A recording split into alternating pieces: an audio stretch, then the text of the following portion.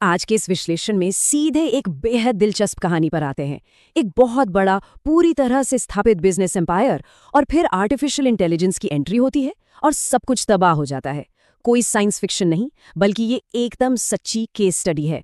आज हम बात कर रहे हैं चेग यानी चेग की। चलिए समझते हैं कि दुनिया के इस इतने सफल बिजनेस मॉडल के साथ असल में क्या हुआ था। 1 लाख करोड़ रुपए, ये रकम सुनकर ही हैरानी होती है। चेग का जब ये नाटकीय पतन शुरू हुआ, उससे ठीक पहले इस एजुकेशन टेक्नोलॉजी कंपनी का वैल्यूएशन यही था, 1 लाख करोड़ रुपए। मार्केट में इसे एक गोलियत यानी एक अजेय दिग्गज माना जाता था। एडटेक की दुनिया का एक ऐसा बेताज बादशाह जिसे हराना नामुमकिन सा लगता था। इन्वेस्टर्स को पूरा भरोसा था कि इस एम्पायर को कोई हिला नहीं सकता। पर सवाल यह है कि आखिर इतना बड़ा एम्पायर खड़ा कैसे हुआ? भाग 1, एम्पायर बनाना, चेग का पारंपरिक बिजनेस मॉडल। ये पूरा सिस्टम एकदम अचूक मशीन की तरह काम करता था। सिर्फ 3 आसान स्टेप्स। स्टेप 1, अगर किसी कॉलेज स्टूडेंट को फिजिक्स या केमिस्ट्री का कोई मुश्किल सवाल समझ नहीं आ रहा है तो वो सीधे प्लेटफॉर्म पर आकर अपनी समस्या अपलोड कर देता है। स्टेप 2, चेग के पास जो हजारों टीचर्स और प्रोफेसर्स की फौज ऑन बोर्ड थी, वो इस सवाल को देखते हैं और उसका विश्लेषण करते हैं। और फिर स्टेप 3, प्रोफेसर तुरंत उस सवाल का एकदम डिटेल में स्टेप बाय स्टेप समाधान अपलोड कर देते हैं। ये उस समय के हिसाब से बहुत क्रांतिकारी आइडिया था। हजारों प्रोफेसर सीधे एक स्टूडेंट की मदद के लिए मौजूद थे और संघर्ष कर रहे स्टूडेंट्स को रियल टाइम में सोल्यूशन मिल रहा था। इसी तरह काम करते करते 1 दशक से भी ज्यादा समय बीत गया और चेग ने अपने बिजनेस के चारों तरफ एक अभेद्य दीवार खड़ी कर ली, जिसे मोट कहा जाता है। 8 करोड़। पिछले 10 सालों की लगातार मेहनत से कंपनी ने 8 करोड़ से भी ज्यादा पहले से सॉल्व की गई समस्याओं का एक इतना विशाल डेटाबेस तैयार कर लिया था जिसकी कोई कल्पना भी नहीं कर सकता था। ये डेटाबेस इतना कीमती था कि कोई भी नया कॉम्पिटिटर आसानी से मार्केट में आकर इन्हें टक्कर नहीं दे सकता था।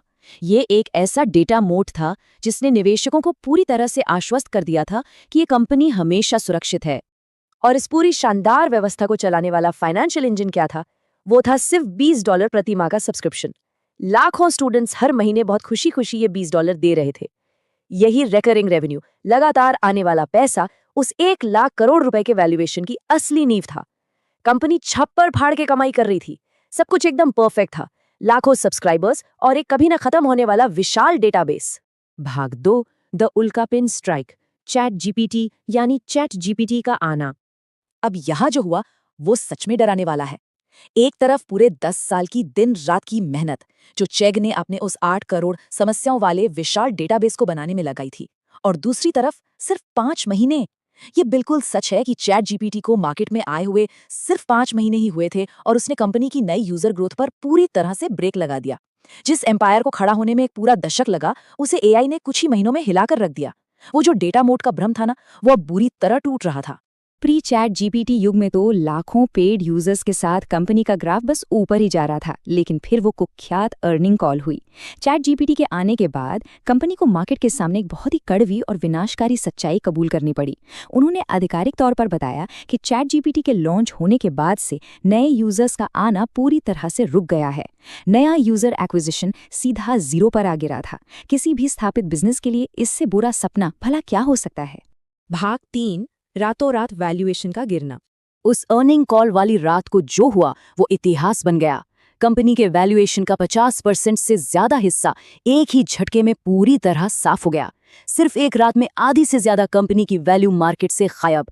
वो जो 1 लाख करोड़ का भारी भरकम एम्पायर था, वो एआई की ताकत के सामने ताश के पत्तों की तरह बिखर गया। ये कोई शेयर बाजार का आम उतार चढ़ाव नहीं था, ये एक जमे जमाए बिजनेस का रातों रात मटिया मेट होना था।